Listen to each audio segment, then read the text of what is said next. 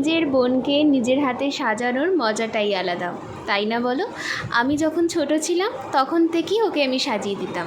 আর বড় হওয়ার সাথে সাথে যখন একটু মেকআপ নিয়ে বুঝলাম, শিখলাম, তখন তো আরোই বেড়ে গেল সেটা। আমি যখন প্রথম কাজ শুরু করি তখন আমি ওকে অনেকবার সাজিয়েছি। আজ রেডি করছি ওর ইউনিভার্সিটি রবীন্দ্র জয়ন্তী প্রোগ্রামের জন্য।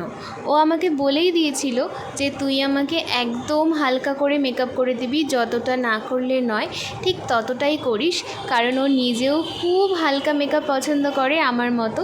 আর রবীন্দ্র জয়ন্তীতে সেরকমভাবে বেশি কিছু করারও দরকার নেই, তাই ওকে আমি যতটা কম পরিমাণে মেকআপ ইউজ করা যায় ততটাই করে দিয়েছি। দেখতেই পাচ্ছ কতটা হালকা বেস আমি করেছি। আচ্ছা, এখন আসি আমি কেন লেট করলাম এই ভিডিওটা পোস্ট করতে। জানি রবীন্দ্র জয়ন্তী অনেক দিন আগেই চলে গেছে, কিন্তু আমার নিজের পার্সোনাল কাজ, আমার নিজের ভিডিওর কাজ সব কিছুকে সামলে এই ভিডিওটা এডিট করে পোস্ট করতে একটু লেট হয়ে গেল।